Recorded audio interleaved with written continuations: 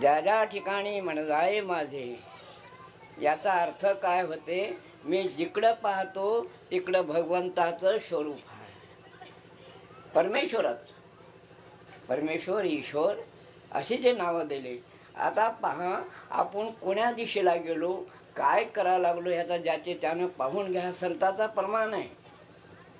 ज्या ज्या ठिकाणी मन जाये माझे, त्या त्या ठिकाणी निजरूप म्हणजे ईश्वरा, मी जिकडं पाहतो तिकडं तुझं स्वरूप मला दिसायला लागलं.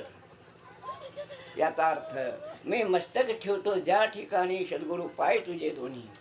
तर याचा अर्थ काय होते? तुझ्याशिवाय जागा खाली नाही.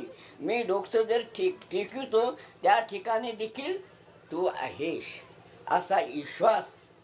तर आता आपण हे भिन्न धर्म पंथ जे झालो, आता हे तुकाराम बाबाचा वाक्य हे आहे. आणि अनेक एक सांगतो, ही झाली ओळख. आता तुमचं तुम्ही पाहून घ्या.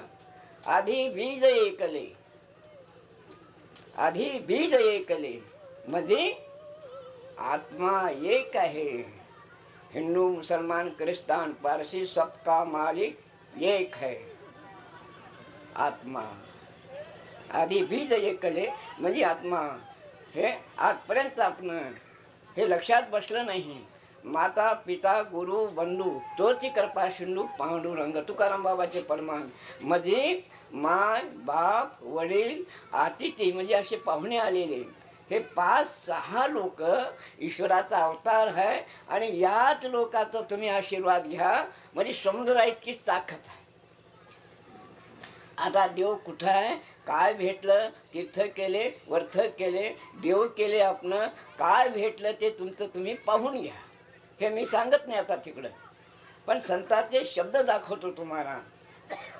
माता पिता गुरु बंधू तोची कृपा सिंधू म्हणजे समुद्रा इतकी ताकद आहे म्हणे या 5 लोकांमध्ये आशीर्वाद द्यायला. हे आता याच्या पलीकडे परमेश्वराचं स्वरूपच नाही.